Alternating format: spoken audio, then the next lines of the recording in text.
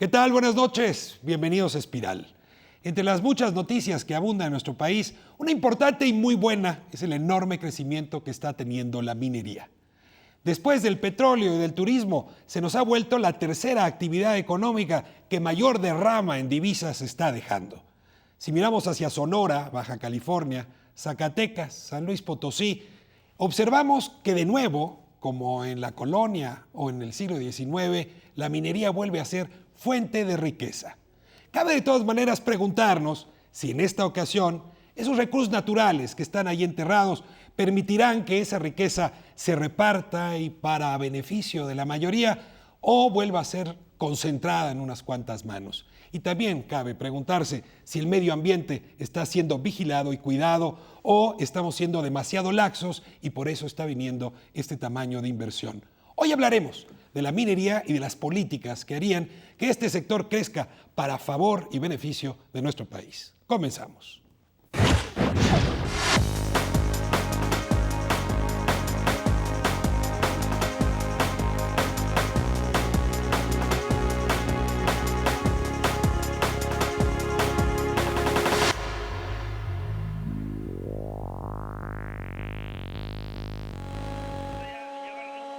En México la minería vive un auge sin precedente, que hace de este sector una de las industrias más dinámicas en la última década. El auge del sector minero hoy es sin precedente. En México es un destino minero muy importante y se debe principalmente a dos causas: el precio de los metales y el potencial que México tiene actualmente en materia de minería. Los mercados emergentes están demandando estos metales y los inventarios en el mundo están bajos y el mundo tiene que proveerse de minerales. Recordemos que todo lo que nos rodea es minerales. Tenemos países como Estados Unidos muy marcadamente y Europa y Japón que tienen problemas de acceso a los minerales. China, como el nuevo gran consumidor de minerales, que está teniendo grandes problemas, por ejemplo, para acceder a reservas que le puedan abastecer con cantidades suficientes de acero, por ejemplo, para su industria, su gran naciente industria. Una demanda creciente a la cual responde el impresionante potencial geológico de nuestro país. En posicionamiento mundial seguimos en el segundo lugar en términos de plata, en oro estamos en el 19º, somos extractores de zinc de manera importante y acaban de descubrir yacimientos importantes de litio, por ejemplo, en el centro del país. Hay mucho que explorar. Lo que ya está explorado hay que seguirlo buscando, tiene mucho. Los costos han ido bajando, entonces puedes ir a depósitos que ya no eran o que simplemente nunca se tocaron, no eran económicos, ahora son económicos. Explorar, explorar y explorar, no hay más que hacer eso. Para facilitar el desarrollo del sector, México cuenta con una legislación atractiva y de incentivos fiscales que ha logrado canalizar la inversión minera internacional. Invierten los canadienses, los americanos, los norteamericanos, los australianos, los coreanos están en inversión, China está entrando con inversión actualmente y algunos países de Latinoamérica como Chile. La bolsa canadiense es la que provee el 75% de los fondos de exploración en el país. América Latina en la década de los 90 empieza a vivir una reforma prácticamente simultánea en los principales países mineros de la región de las leyes que regulan la materia o la industria minera en la región. Por ejemplo, ser más amables con la inversión extranjera directa. Primero, trato igualitario al capital nacional. Segundo, que puedan degravar todas las importaciones y algunos gastos que haga la empresa. Por ejemplo, toda la importación de equipos se hace sin pago de impuestos. Ya es un marco legal muy estable y la minería en que decides ir a buscar a que estás produciendo puede pasar más de 10 años, 15 años, si tienes que esperar los momentos adecuados. Entonces se necesita muy largo plazo. Una inversión que se traduce en cerca de 300,000 empleos en todo el país, pero que implica también impactos sociales y ambientales.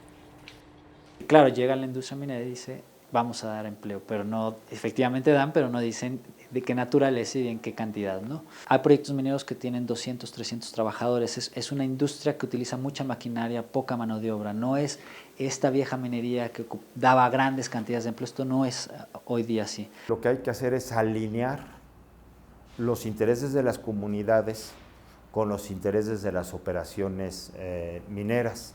Que la riqueza también le toque directamente a la comunidad. La minería ha llegado a comunidades como Los Filos, donde todos los habitantes han salido beneficiados, donde tienen programas de desarrollo sustentable, que el día que la minería no funcione porque se agotaron sus reservas, porque bajaron los precios de mineral, van a tener formas de sustento.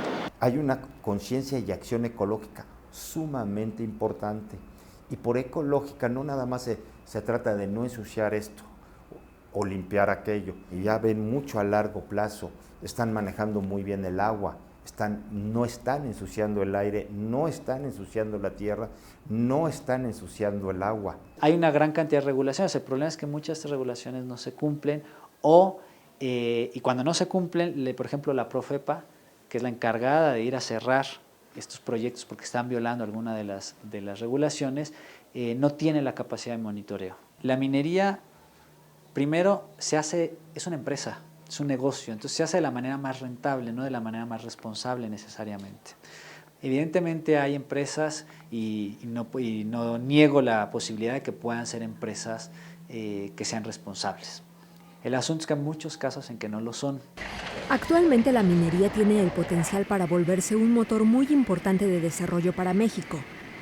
Una oportunidad que no se puede dejar pasar e implica trabajar con las comunidades para minimizar los riesgos ambientales y lograr que los proyectos mineros beneficien a todos.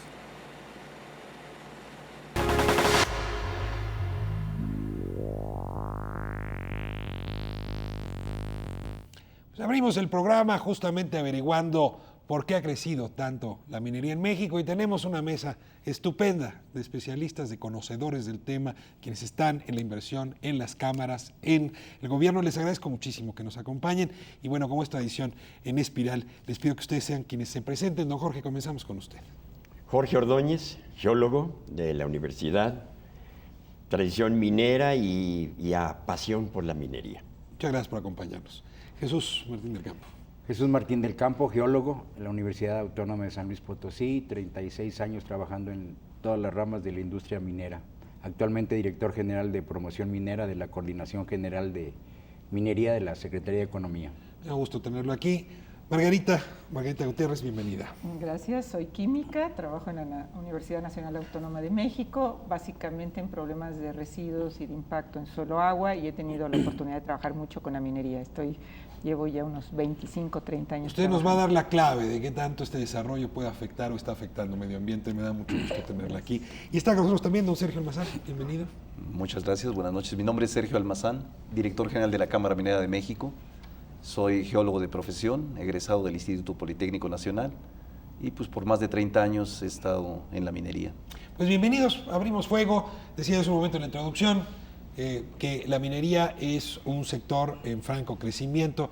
En México parecía que no nos gustan las buenas noticias porque son las que menos les prestamos atención. Y esta es una buena noticia, es decir, hay una mayor derrama de divisas por la vía de la minería.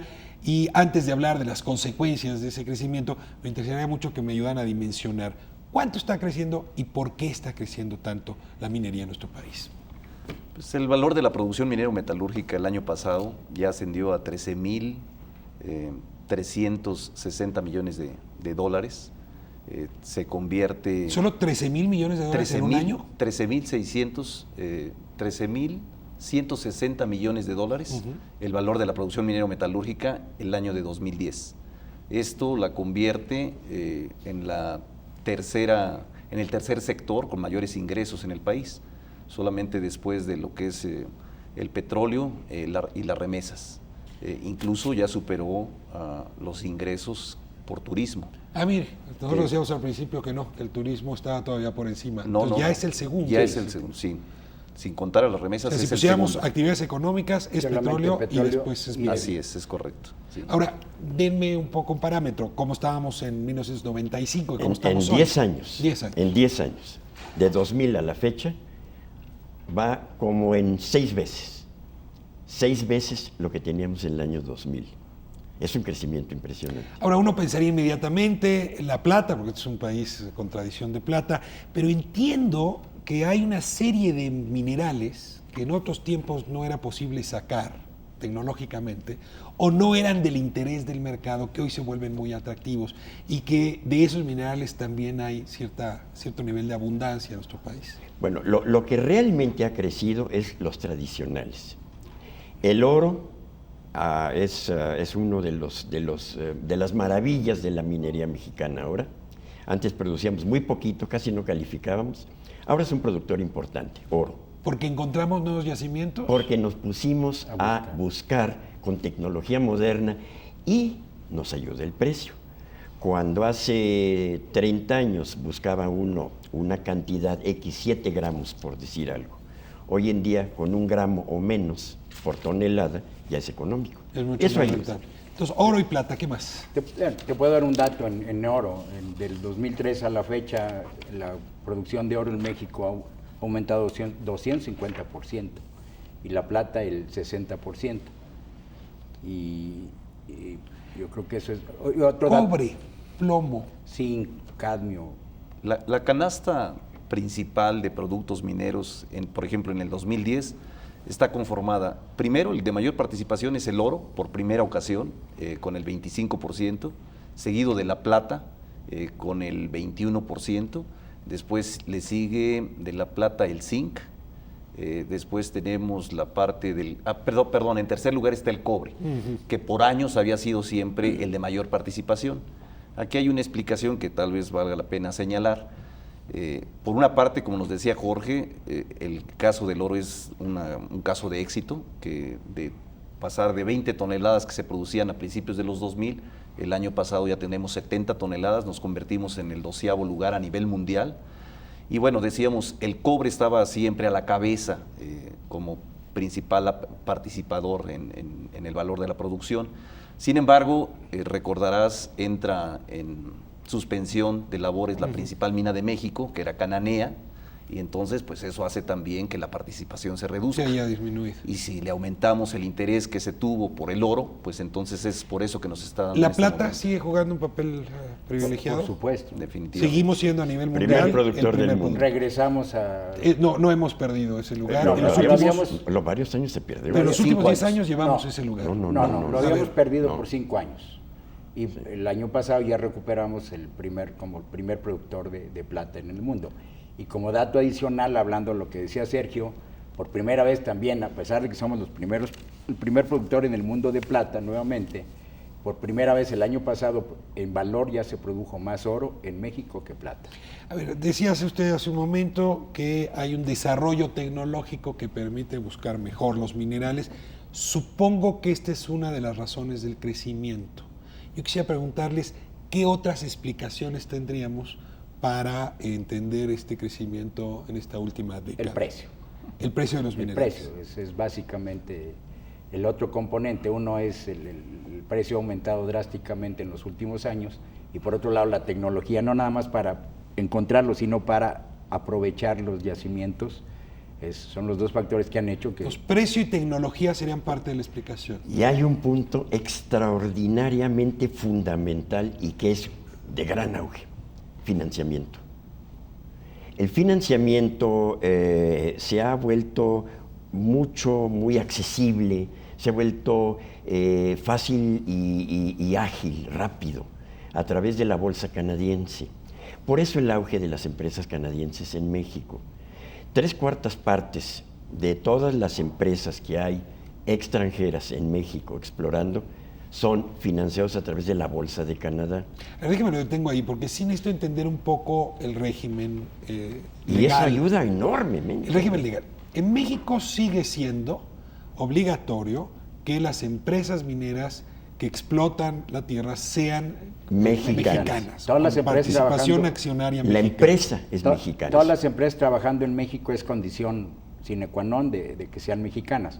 Ahora, Pero ¿cómo entran los extranjeros? ¿Cómo Pero el entra Canadá? capital de acuerdo a la puede última, ser- a la ley de inversión extranjera, que ahora las empresas pueden tener hasta el 100% de capital extranjero.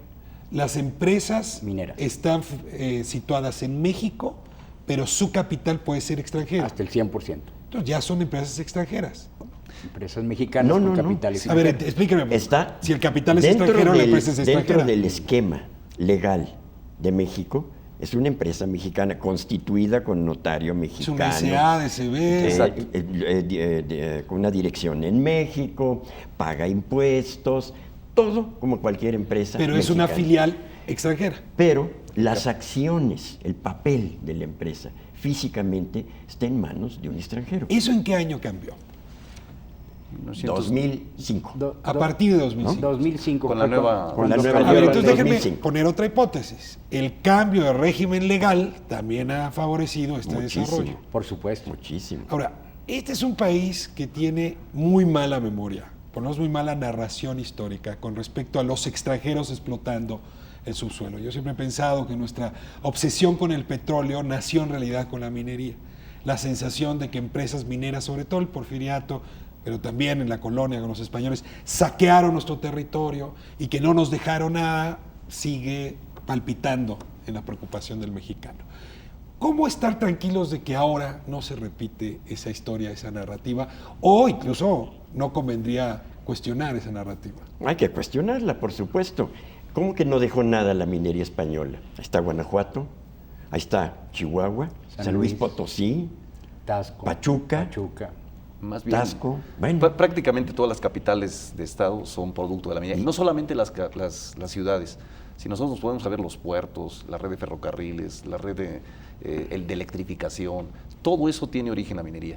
Yo creo que, como tú decías, lo que pasa es que tenemos una memoria muy corta, pero México es un país minero de siempre. Desde antes de la llegada de los españoles ya hacíamos minería en este país. Sí, ¿no? Inclusive las escuelas, la ingeniería, el desarrollo científico estuvo muy ligado a la minería. Sí, escuela de minería. el Universidad desarrollo de la Nacional. profesión de ingeniero en México surge hace- primero ahí, después por Sí, los sí, la escuela ferrocarriles. de minería era sumamente El importante. primer instituto científico en América se forma en 1792 en México. A ver, déjeme entonces nada más terminar el recorrido histórico.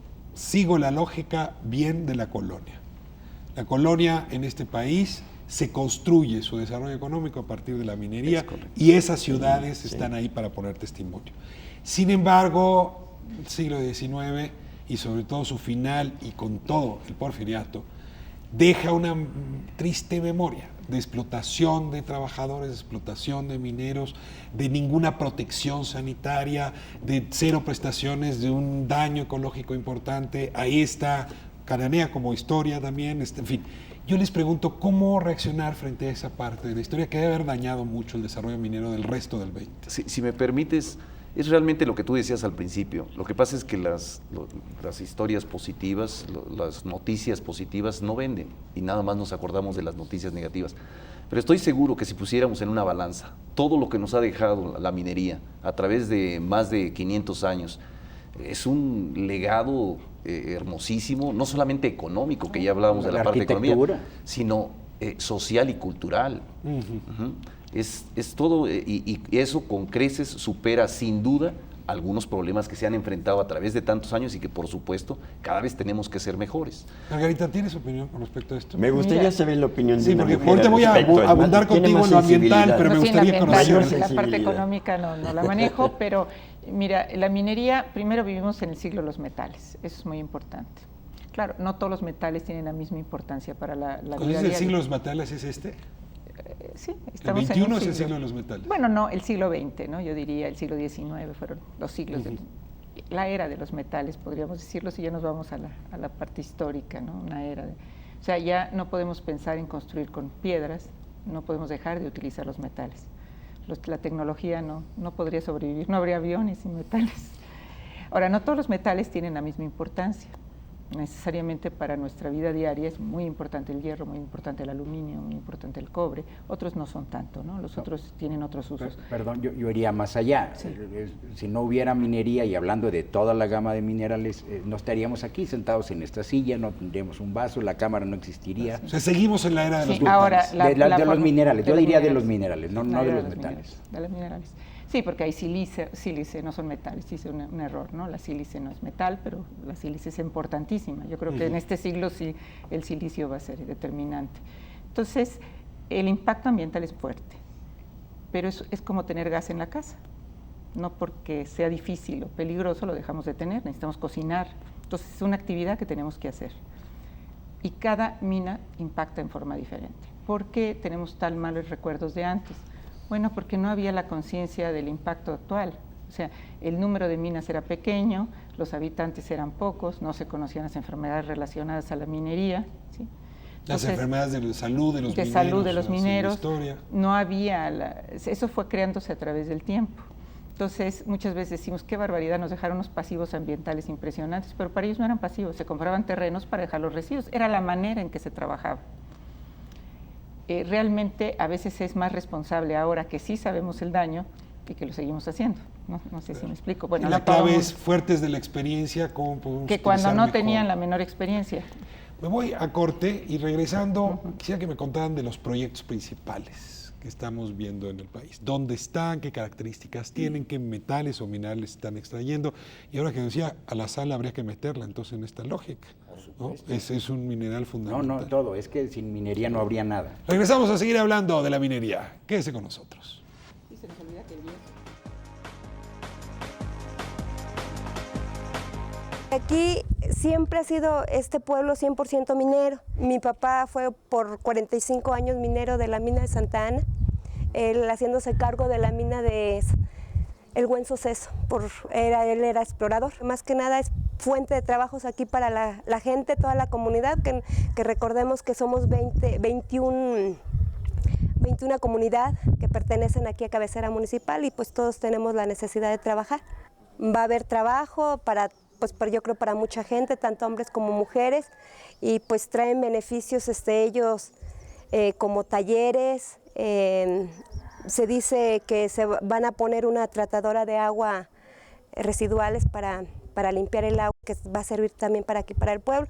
De que accidentes, pues en todo trabajo hay accidentes, eso debemos de tenerlo muy claro, y en cualquier trabajo. Ahora que también sí es cierto, los señores estos que se oponen a que se abra la mina, ellos defienden mucho a los huicholes, pero que también recuerden que los huicholes no son de aquí, ellos van de paso. Ahora también el ingeniero ha sido muy claro, o las personas de la mina, nos han dado las aclaraciones pues claras, por dónde van a pasar, que no se va a molestar. De hecho, no se va a abrir ni siquiera por ahí, y no se van a abrir pues pozos, como se dice. Defienden mucho a los huicholes, que no se abra una mina que viene a beneficiar a todo el pueblo, nada más por ayudar a unos pocos que son pues los huicholes y que nada más vienen por temporadas. Y el pueblo, o sea, no se preocupan por la gente del pueblo, se preocupan por el pueblo, pero no por la gente. Y luego la gente de aquí, ¿de qué vivimos? Pues seguimos hablando de la minería. Yo no me quedo tranquilo todavía con este fantasma que también en mi cultura está. Y es este hecho de que el extranjero vino a México, se llevó las riquezas y nos dejó la pobreza. Hablaban hace un momento de que habría que revisar la historia y quizá tenga sentido hacerlo ahora porque eso nos va a permitir construir políticas más inteligentes.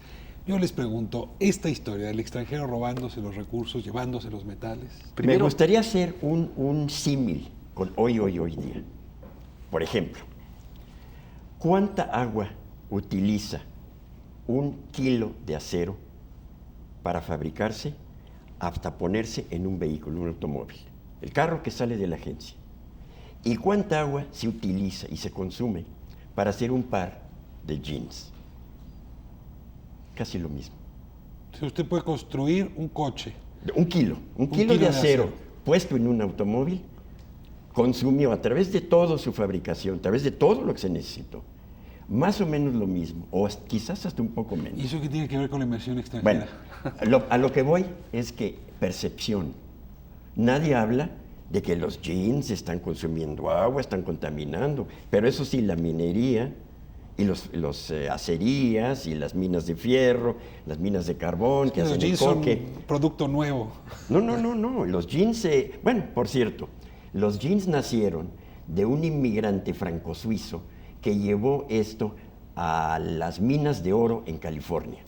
Y era la vestimenta que él inventó para los mineros de oro en Baja California. Jean Denim, así se llamaba, Serge Denim. Los jeans, ¿sí? Exacto. Sergio. No, regresando a la parte de las inversiones, de lo que realmente representa para el país este tipo de inversiones tan importantes. Ya decía Jorge hace un rato, ¿no? Habría que revisar la geografía económica para ver realmente todo el legado económico que ha dejado la minería a través de tantos años. Pero actualmente me gustaría señalar también que del valor de la producción minero-metalúrgica que hablábamos, de 13.160 millones de dólares el año pasado, de esos el 60% lo producen empresas mexicanas, con capital mexicano. Y el 40% restante lo están produciendo empresas extranjeras. ¿Son Minera México, Peñoles? Son muchas. Las principales son Grupo México, Peñoles, Fresnillo, Minera Autlán, Negociación Minera Santa María de la Paz, Basis. O sea, el 60% de esa explotación de ese valor. De la producción. De la producción. Del valor de la producción. Son empresas con acciones, con accionarios mexicanos. Con capital mexicano. Cuando se habla ya de un dominio de empresas en número mayores, extranjeras, es en la parte de exploración. Y también Jorge ya nos hablaba. Porque eso es más caro, supongo. Sí. Es más riesgoso. Es la inversión más riesgosa. Y déjame darte números. Ahorita tenemos 286 empresas trabajando en México, de las cuales 209 son canadienses. Y volvemos a lo mismo. ¿Por qué canadienses? Por lo que decía Jorge, porque ellos tienen las empresas que están inscritas en la Bolsa de Valores de Toronto, tienen la facilidad de bajar dinero de riesgo. Y son los que vienen a arriesgar ese dinero. A ver, si entiendo bien, si ese capital no estuviera, no se podría hacer esa exploración y por lo tanto no se podría hacer esa explotación. Y no hay capital de riesgo en México para hacer ese trabajo. Sí, de alguna manera eso es correcto, Ricardo, es exactamente lo que sucede. O sea, el acceder a este tipo de financiamientos tan de alto riesgo, hay que recordar que de 1,000 prospectos que se estudian, solamente uno se convierte en mina. 1 de 1,000. Así es. Eso es lo que nos dice la historia, las estadísticas. A ver, yo quisiera que me hablaran de los nuevos proyectos. ¿Cuáles son los más interesantes, los que ustedes les tienen más impresionados? ¿Qué minerales están extrayendo? ¿Qué tipo de inversión hay? Bueno, de los 286 empresas tenemos ahorita 700 proyectos en México que se están desarrollando en sus diferentes etapas. Hay 286 empresas mineras. 286 empresas mineras. Extranjeras. Extranjeras. Más las mexicanas. Las mexicanas, ¿no? Estábamos hablando de empresas mexicanas con capital extranjero. Y bueno, tenemos una serie de proyectos que están desde la exploración básica hasta la exploración a detalle, preparación y casi puesta en producción. Si me permites, Ricardo, mira, en México tenemos la mina más rica y más grande productora de plata, que es Fresnillo. Y que Fresnillo es una mina de más de 400 años. En Zacatecas. Tenemos la mina más grande y más rica de fluorita, en San Luis Potosí, en las cuevas. Tenemos un depósito de yeso en Baja California Sur, que al ritmo de producción actual alcanza para los próximos 70 años. Si viéramos la historia, tendríamos que hablar obviamente de las vetas de Guanajuato, de las de Real del Monte y Pachuca, de Santa Bárbara, o sea, de yacimientos clasificados como de clase mundial, precisamente por la riqueza de sus reservas y por la cantidad. Eso es hablando de la historia. Si habláramos ahorita en el presente, que tú nos decías, ¿qué proyectos son los que ahorita proyectos más emblemáticos? Tendríamos que hablar de Peñasquito, una mina en Zacatecas que requirió de más de 1,700 millones de dólares, que generó 4,000 empleos directos, y que esa mina solita va a estar produciendo aproximadamente a plena capacidad 400,000 onzas de oro y 30 millones onzas de plata. ¿Qué significa esto? En la producción del 2009 aproximadamente sería el 25% de la producción de oro de ese año y una tercera parte de la producción de plata. Ese es el tipo de yacimientos minerales que tenemos en México. ¿Qué vida llega a tener, por ejemplo, esta mina o de las que ahora se están abriendo? Puedo hacer un poco de historia ahí, sí, claro. Porque creo que aquí también entra un poco la historia, es muy interesante. Esta mina se hizo en un lugar que se empezó a explorar.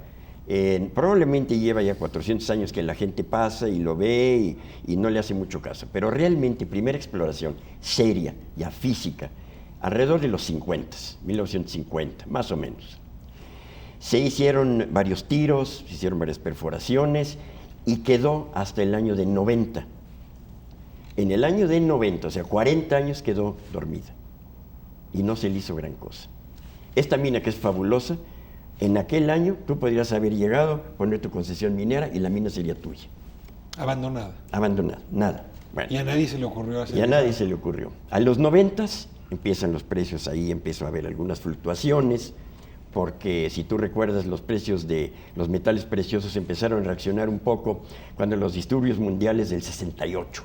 Ahí es cuando realmente empezó a haber una inquietud. En el 71 Nixon dijo que A ya fin del Estados patrón oro. Unidos no iba a reconocer el patrón oro, y ahí es donde empezaron realmente los precios a reaccionar. Pero en fin, en los 90s llegaron unas compañías extranjeras, compañía mexicana con capital extranjero, y empezaron a explorar. Trabajaron 6 meses, 8 meses, se fue. En el año 94 volvió otra empresa, también compañía mexicana, capital extranjero, exploró un año, se fue. 96, 2 años después, volvió otra compañía. Y así te lo puedo seguir hasta el año de 98, cuando ya los precios estaban empezando a de veras a repuntar. Y hubo una empresa que metió, no sé, 30 millones de dólares y empezó realmente a dimensionar lo que es el yacimiento. Y se dio cuenta que era un yacimiento enorme. Un yacimiento grande. Todavía a partir de entonces, no fue hasta 2004, cuando realmente ya se empezó a hacer en serio el desarrollo de la mina.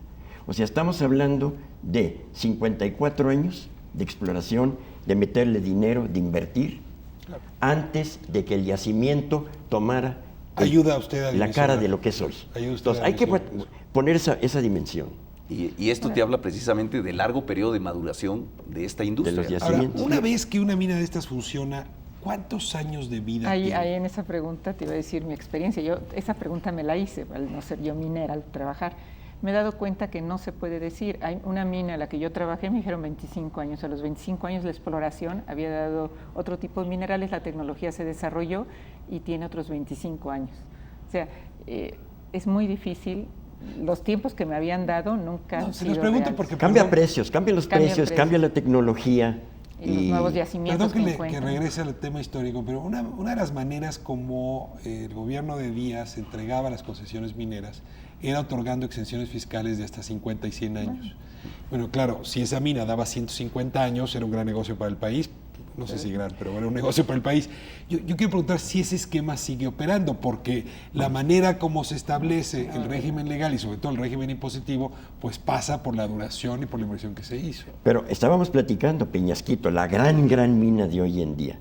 Duró cada empresa duraba 2 años y pasaron 10 empresas. Entonces, aunque le hubieran dado la concesión por 100 años, en el momento que se fue, ya no le tocaba eso. Pero hoy funciona así, Entraba otro. o ya no. No, ya por no. supuesto. Concesiones ya vivimos en un se régimen, pagan y pagan impuestos. Vivimos en un régimen de concesiones que tienen dos. ¿Cómo funciona una concesión? Muy bien, el gobierno es dueño del subsuelo. Entonces el gobierno puede otorgar una concesión sobre la explotación del subsuelo. Para dar una concesión tienes que ser o persona física o empresa mexicana, vuelvo a lo mismo. Registrada en México. Exacto. Registrada en México, simplemente Constituida en México. que su objeto social, dentro de su objeto social sea la exploración, explotación y beneficio de minerales y que el terreno sea libre. Fuera de eso, no hay ninguna otra condición. Y concesiones, digo, no estoy hablando de la concesión que se entrega, sino las condiciones favorables que el gobierno ofrece, ¿cuáles son? Ninguna. Ninguna. Ninguna. O sea, ya no existe esto de en que 100 te voy a años dar no me exención. pagas, si no me pagas. Tú tienes que pagar derechos mineros, tienes que pagar tus IVAs, tienes que pagar tu ISR, tienes El que derecho pagar... minero es por la cantidad de metal que se extrae. No. El pago a las concesiones es por superficie y por cantidad de hectáreas. A mayor cantidad de hectáreas concesionadas es mayor los derechos que se tienen que pagar al gobierno. Pero no es un impuesto que crece conforme el mineral que se extrae. No. Pero aquí hay otro impuesto que no se llama así, que creo que es muy interesante. Llega una minera y se establece en un lugar, o llega una industria, por ejemplo, volvemos a los jeans y se establece en un lugar. La empresa de jeans que se establece en un lugar o para fabricar algo, llega y se conecta a la red del agua, se conecta al enchufe de la luz, tiene una serie de pobladores alrededor, tiene clínicas del Seguro Social, entonces tiene toda esa ventaja. La minera llega a un lugar donde llega en burro. No hay nada. Primero hay que hacer el camino, si es que pega, después la perforación, el ensaye, obras mineras, demás. y luego hacer su camino, su línea eléctrica, un poblado, las clínicas, eso el cuesta. agua.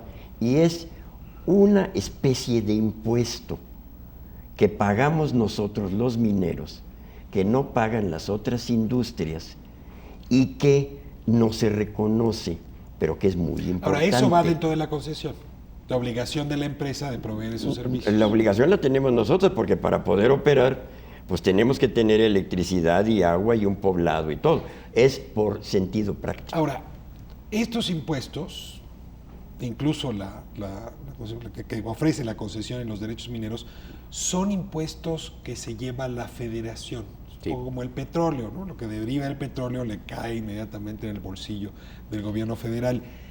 ¿Cuánto de ese dinero de impuestos va a dar al municipio para que empiece a desarrollarse y a beneficiar a su población de los ingresos que dejan?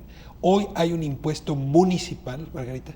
Mira, yo lo que he visto es la diferencia desde un punto de vista externo, no economista, pero al estar trabajando ahí en varios países, y me he dado cuenta que en otros países las mineras, al pagar impuestos locales, los presidentes municipales de los respectivos, que pueden llamarse diferente, ¿no? Diferentes regímenes, pero en fin, los encargados de la población no saben cómo gastarlo. Y la propia empresa le da el apoyo para invertir y ir desarrollando la zona. Yo creo que eso es algo que no he visto en México, no entiendo el porqué, más bien lo preguntaría, en el sentido que solamente están las obras internas de la mina, ¿no? Donde puede haber albercas, puede haber teatro, puede haber lo que quieran, dependiendo de la decisión de la empresa, pero no he visto que las poblaciones adyacentes, los presidentes municipales, estén recibiendo un apoyo por haber cobrado impuestos. Entonces creo que no los hay, más bien La preguntaría. derrama de la minería debería impactar en lo local profundamente. Déjenme irme a corte y regresamos a hablar de esta otra parte. Quédese con nosotros. Impacta.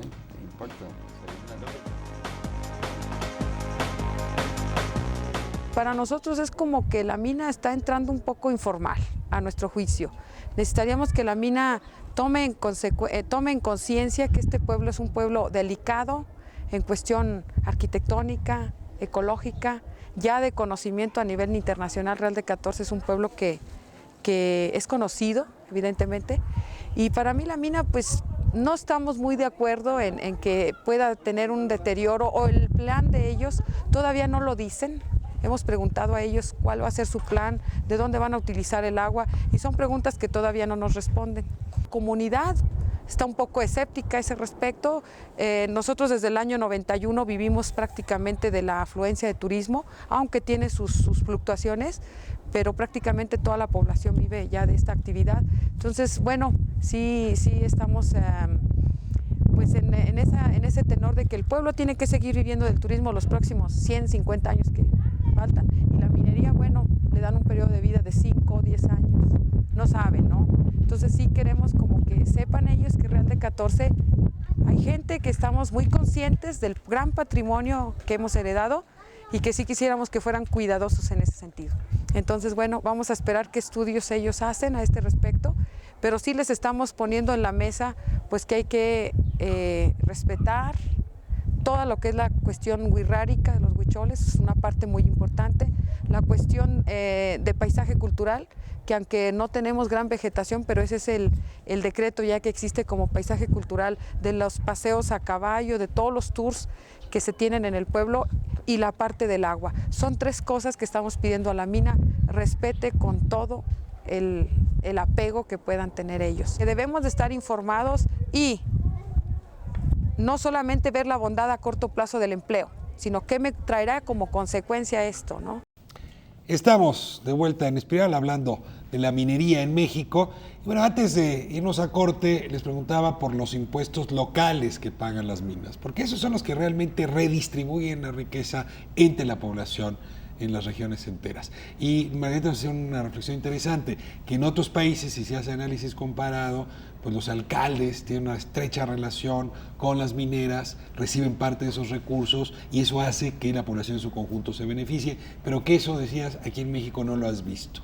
Pero pregunto, ¿por qué? Porque no tengo idea de por qué no. Bueno, aquí toda la cuestión es que todos los impuestos son federales y la federación, por medio de la ley de coordinación fiscal, reparte nuestros ingresos, que es igual que en todas las empresas. Entonces ahí el problema, pues, la pregunta debería ser a a la Secretaría de Hacienda. Pero a ver, digamos, más que la Secretaría de Hacienda, incluso yo pensaría al Congreso. ¿No habría que distribuir de manera distinta los impuestos? Es decir, no es una época esta donde no se puede la Federación llevar todo el dinero que deja la minería. Hagamos un paralelo. Pemex está en el mismo régimen. Tampoco no tiene ninguna distribución local. CFE. Pero a ver, lo detengo ahí. Tampoco. Pemex sí, porque en el momento de la redistribución sí se da ya para los estados petroleros. O sea, recientemente, de algunos años para acá, Tabasco, Campeche, en la ley de coordinación fiscal quedó que reciben recursos ya en función incluso de la extracción. Pero eso no lo está haciendo Pemex. Lo está haciendo directamente la Federación y es lo que pedimos nosotros, que los impuestos que pagamos a la Federación sí se redistribuyan de una forma apropiada. ¿No sería conveniente igual, un impuesto municipal a la minería? La minería es una actividad federal. ¿En todos los países? ¿Es una actividad nacional? En la gran mayoría de los países del mundo es una actividad federal. ¿En Estados Unidos es una actividad federal? En Estados Unidos no, y en Canadá tampoco. Tienen regímenes ellos anglosajones, y ahí es una federación, y la federación realmente funciona. La nuestra creo que es una federación un poquito sui generis. Ahora, a ver... Aquí habría que tener un poquito de cuidado en el análisis. Cuando tenemos la oportunidad de analizar la carga fiscal de los diferentes países mineros, cuando tú realmente sumas todos los impuestos que hay, ves que México paga, son de los más altos en donde pagamos impuestos. Pero nos hemos vuelto competitivos con esos impuestos tan altos. Bueno, es precisamente lo que no hay que perder, la competitividad en ese aspecto. Hay que recordar que los capitales, las inversiones, hablábamos de la dificultad que enfrentan, pues esas se mueven de región en región y precisamente se mueven donde encuentran las mejores condiciones. Desde el punto de vista geológico, que ya hablábamos, tenemos una muy buena condición geológica en nuestro país, pero también desde el punto de vista de estabilidad social y, por supuesto, en la parte fiscal. En este momento somos competitivos. La minería, igual que todas las industrias, paga sus impuestos. No elevar la cantidad monetaria, exactamente. La cantidad de impuestos que se le quita a las empresas, pero sí distribuir distinto la manera, los impuestos que ellas pagan, porque en efecto las comunidades son refractarias a esas inversiones, porque si bien pueden traer empleo, no traen nada más, y luego mucho de ese empleo viene de otras regiones, no de la gente que trabaja ahí. Yo en ese sentido simplemente insistiría si no sería conveniente una política fiscal distinta. Además creo que les permitiría a las empresas mineras tienen una gran capacidad de ingeniería, una gran capacidad de acción, una gran capacidad de realizar proyectos grandes.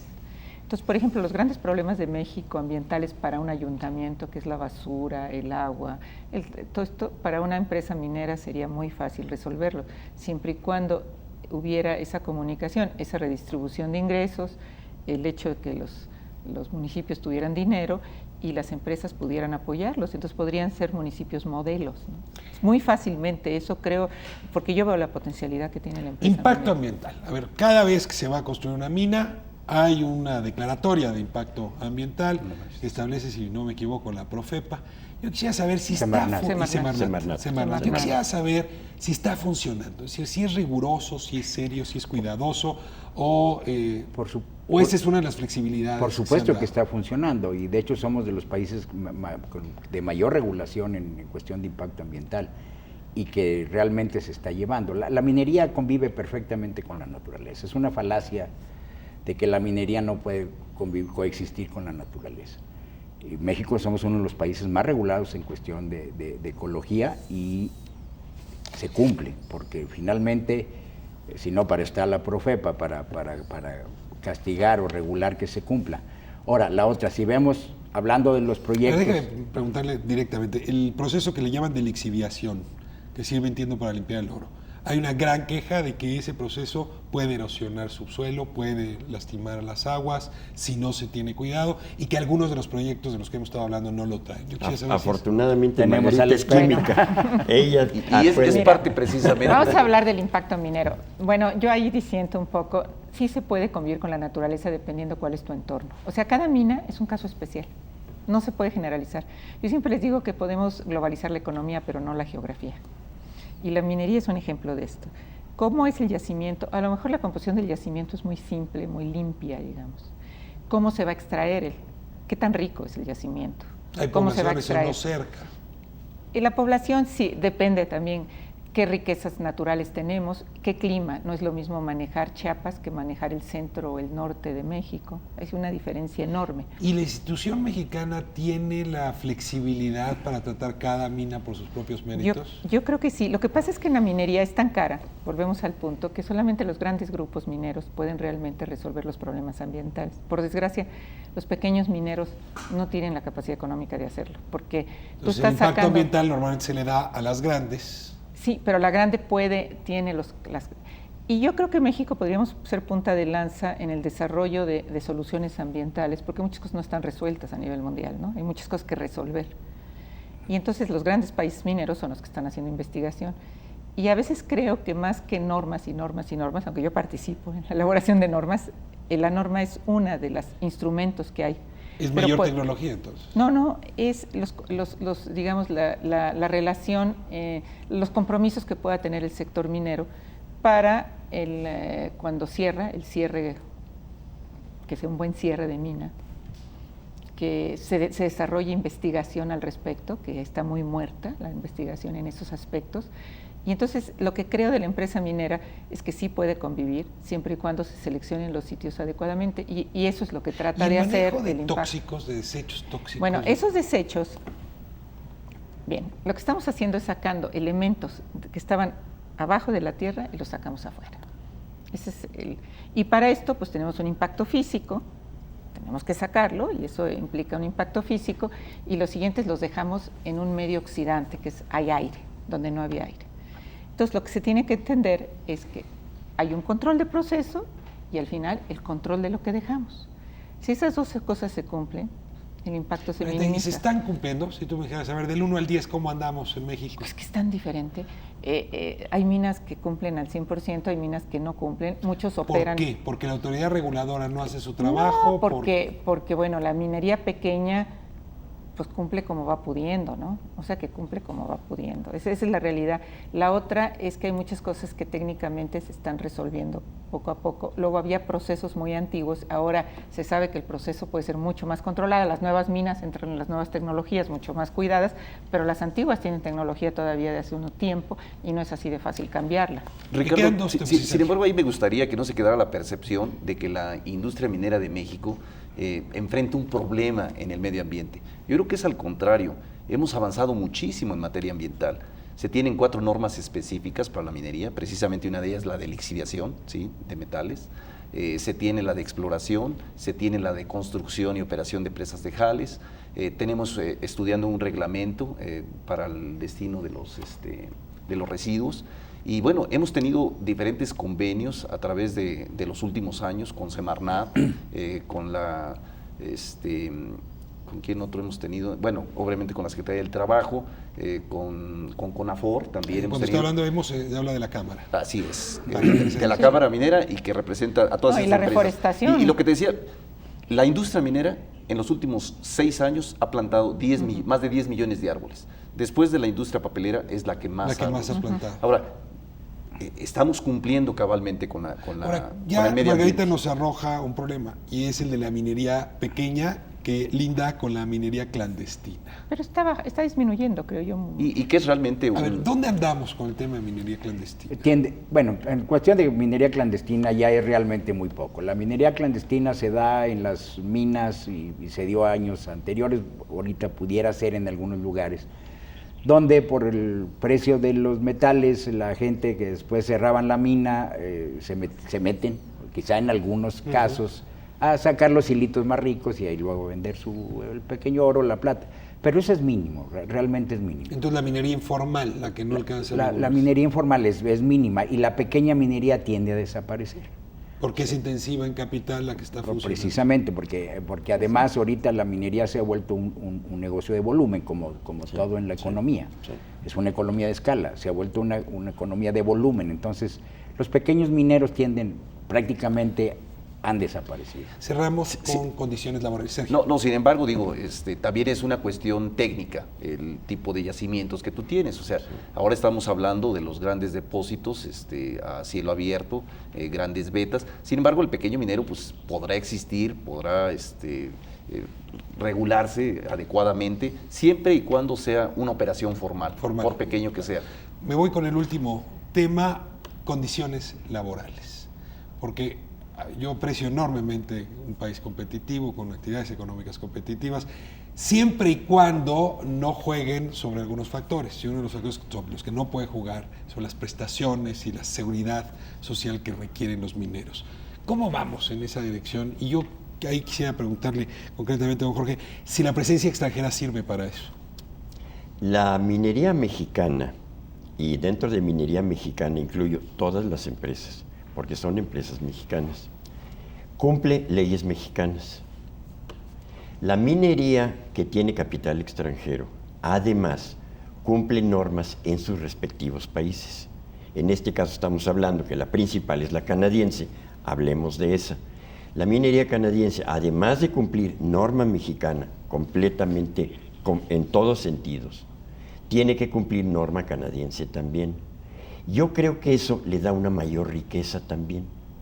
O sea, sí podría ser que están bien pagados, que tienen prestaciones sociales, que tienen cuidado de su salud, que tienen todos los equipos para estar trabajando en las minas. Ahí te puedo decir que los salarios en las minas son 34% arriba del salario promedio en México.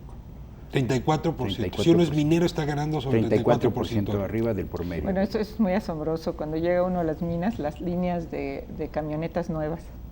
De todos los empleados. Carretera de todos los obreros. Sí.